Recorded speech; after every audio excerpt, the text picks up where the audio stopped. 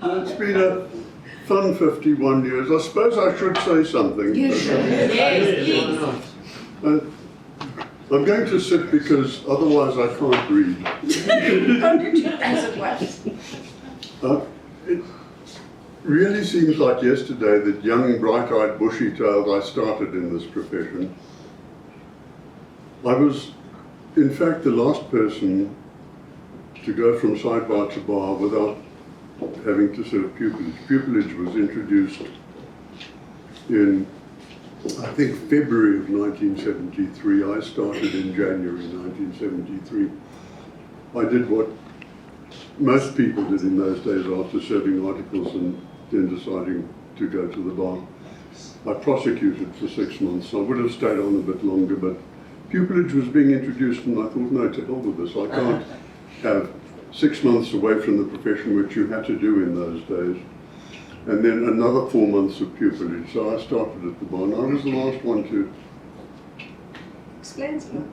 become an advocate and a member of the society without having to serve pupillage.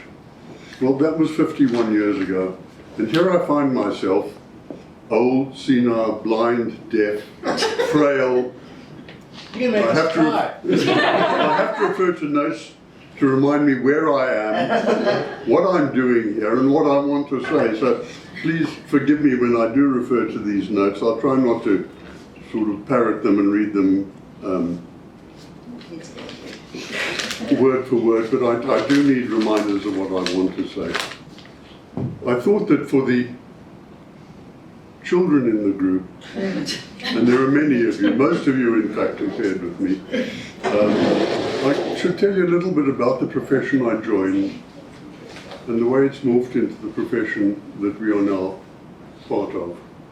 And the older people will understand and it will resonate with them, but for the younger of you, I think it's probably very difficult to comprehend what the bar was like in those days. I started at the bar in 1973. It was a very different animal from today's bar, the Johannesburg bar. First, we were small. It was only inner's chambers. And people who joined had to squat, find little cupboards that they could set up shop in. And it was a profession where, in fact, you had to go and introduce yourself to every other member of the bar within a couple of months of setting up practice. That's how small we were. It was, of course, white male dominated. Predominantly and almost exclusively white males. Briefing attorneys were exclusively and predominantly white males, almost without exception. And it was a profession where, in order to succeed as a member of the club, you had to be a white male. We had virtually no women, maybe 5 or 6. We had a handful of Indians. Predominant amongst those was Ismail Muhammad. Until shortly before I joined the profession, he was not allowed to occupy chambers in Innis. He had to squat in our library, in our common room, and people made chambers available to him when he had to consult. Predominant amongst those was Jack Muntalter, David's father, who was absolutely wonderful and mentored Ismail and looked after him. He was given permission under the Group Areas Act shortly before I joined the bar to take chambers, but that was the profession that we were part of. Black members, virtually none. One I recall, and I'll tell you why I mention him in a moment, was Martin Mabaletsa. He was a happy-go-lucky, lovely man, tried to make it in the profession, but of course he didn't get briefed, because the briefing attorneys were almost exclusively white male. He didn't last at the bar. He ended up in what was then Swaziland, now Eswatini, as a political refugee. And the reason I mention Martin is to show you the continuity. Some years ago, his grandson did pupillage at our bar, and I taught him advocacy.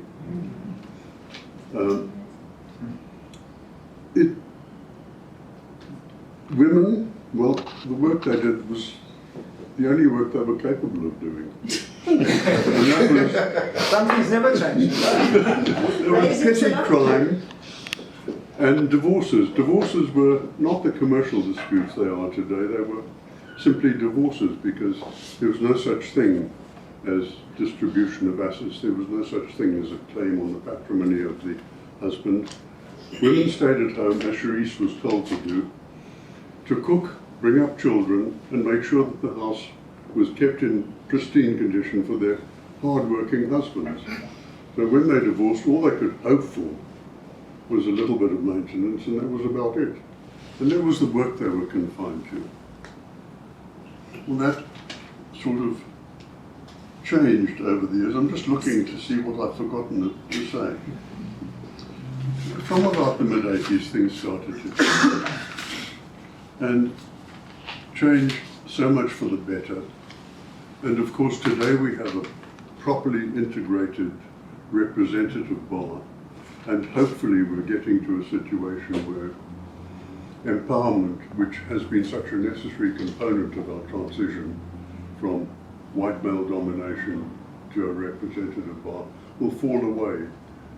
We are almost now in a situation where briefs come to people on merit rather than on the colour of their skin or their gender. And it's been a slow and painful transition, but I'm just so happy to be able to leave the profession, which I'm not really doing, but I'll tell you about that a bit later. In a situation where things have changed. I think perhaps I should talk to you a little bit about this group that you're all members of. And that where's Ivan? He was a member of them, but he decided he didn't like us anymore and went off to do his own thing. By about the mid-80s, the bar had become too big for Innes. And the bar, which took the head lease on all the chambers we occupied at the time, took the head lease on National Board House across the road from Innes. That's the building that became Shriner Chambers. It was a building where people who joined and couldn't get chambers in Innes were dumped. The groups comprised young juniors, no leadership, no structure, no mentorship, simply young juniors who wandered around like headless chickens, new in the profession, unable to seek the ready guidance that people who were members of structured groups in Innes could find with the more senior juniors and the serfs in the group. Well, there were complaints. The Bar Council turned a sort of deaf ear to this, and Innes continued to be the place where people wanted to be. Shriner was the place where young juniors were dumped and started and tried to make their way in the profession. That changed, and I'm very proud to say that I was part of that change with people like Dennis, Chris, Charisse. And it was at a drunken party that Wim Trengove gave at his house. I can't remember for what. Chaired the book. But in the garden, Jules Brodie got together with Chris, Dennis, me, Charisse, various others, and said, look, the bar has let the baby juniors in Shriner down horribly. We're going to go to Shriner, we're going to start a properly structured group there. And we did. On that night, Group 14 Shriner Chambers was born. And it was the first group in Shriner to be properly structured from the point of view of senior juniors, baby juniors, pupils just starting. And it was, in fact, the first group at the bar that was properly structured from a gender and race point of view. And that's something that I'll take away with me as one of the things I'm most proud of in my years at the bar. Well, unhappily, Shriner Group 14 didn't last terribly long because when we established it, this more or less coincided with the time that the attorneys were migrating from the CBD to this part of the world.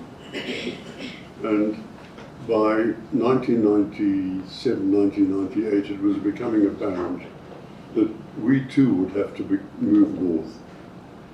And ultimately, in 1999, we moved from the CBD to Sandown Village and established Group 1 there. The core of Group 1 was Group 14.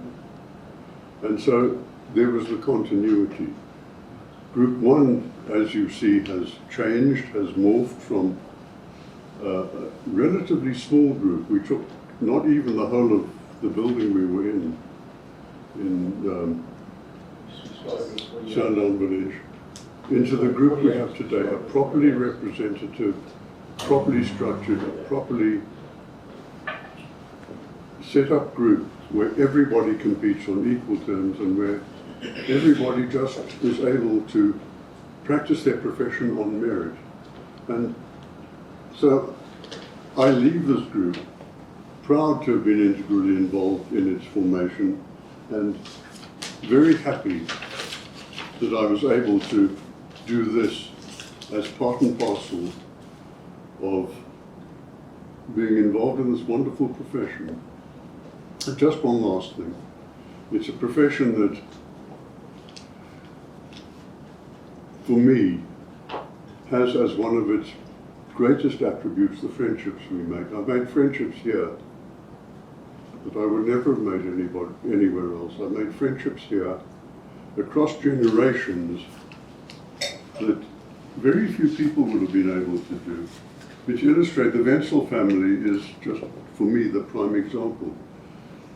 Ernie Wentzel was 10 years older than I am. He was the senior junior in the group that I joined at the bar. He was a mentor. We became very friendly. He died very young. And he left behind him his daughter Susan.